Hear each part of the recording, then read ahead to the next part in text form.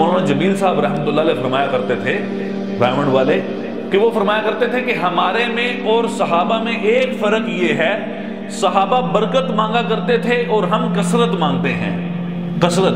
آج ایک وجہ بے برکتی کی بازاروں کے اندر بولے جانے والا جھوٹ ہے، بازاروں میں کیے جانے والا ظلم ہے۔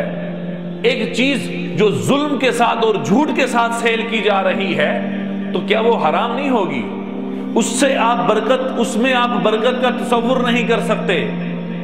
پھر آپ کہیں گے کہ پوری نہیں پیندی، کبھی پوری نہیں پڑے گی جب تک میرا بازار، میرا معاملہ، میری دکان، میری تجارت، میرے بازار کے اندر بیٹھنے والے تاجر وہ اپنی تجارت سے، لین دین سے، اپنے معاملات سے جب تک وہ جھوٹ کو ختم نہیں کر دیتے، اس وقت تک نہ ہمارے بازاروں کے اندر برکتیں نظر آئیں گی، نہ کمائیوں کے اندر برکتیں نظر آئیں گی، نہ گھروں کے اندر آپ کو برکتیں نظر آئیں گی۔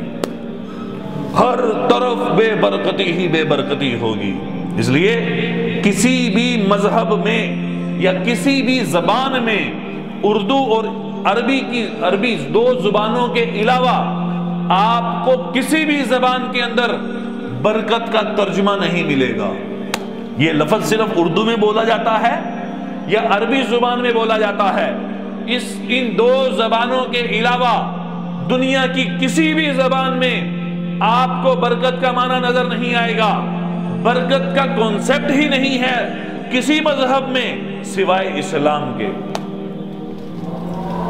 وگرنہ اگر آپ کسی بھی مذہب سے، کوئی عیسائی، یہودی، کوئی سکھ، کوئی ہندو، وہ دنیا کے کسی بھی مذہب سے تعلق رکھتا ہو، آپ اس کو برکت کا معنی سمجھانے کی کوشش کریں تو ان کے لیے سمجھنا بہت مشکل ہوگا، اس لیے کہ ان کے ہاں کانسیپٹ ہی نہیں ہے، تصور ہی نہیں ہے برکت کا۔ برکت کا تصور پیش کیا اسلام نے کہ اللہ تھوڑے میں پورا کر دے، اللہ تھوڑے میں سارے تقاضے پورے کر دیں، یہ ہے برکت، یہ ہے برکت۔ اس لیے اس کو بعض اوقات اللہ نبی کے ہاتھ پر معجزے کے طور پر ثابت کیا کرتے تھے کہ آپ صلی اللہ علیہ وسلم کے سامنے صرف ایک ہنڈیا رکھی ہوئی ہے اور پورا قافلہ کھانا کھا گیا، کہ ایک دودھ کا برتن ہے، خود پی رہے، صحابہ پی رہے۔ ابو ہریرہ کے دل میں بات آ رہی تھی کہ یہ مجھے بھوک سے میں بھوک سے نڈال ہو چکا ہوں، اور حضور کہہ رہے ہیں کہ یہ دودھ کا پیالہ پکڑ اور سب کو پلانا شروع کر، اور ساقی ہمیشہ آخر میں پیا کرتا ہے۔ تو ابو ہریرہ کے تو دل میں بات آئی کہ ایک بھوک نے ستایا ہوا ہے اور اوپر سے خدمت بھی میری، امیر صاحب نے خدمت بھی میری لگا دی،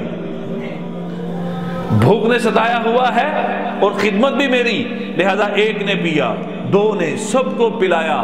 پلانے کے بعد پھر فرمایا اے ابو ہریرہ پیو، پینا شروع کیا، وہ ختم نہیں ہو رہا تھا، اور پیو، خوب سیر ہو کر پیا۔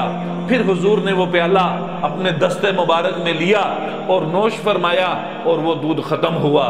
یہ تھی برکت جو بعض اوقات معجزے کے طور پر ثابت ہوتی تھی، ظاہر ہوتی تھی۔ آج ہمارے کسی بھی معاشرے میں برکت کا تصور ختم ہوتا جا رہا ہے کہ برکت ہوتی کیا ہے، برکت ہوتی کیا ہے۔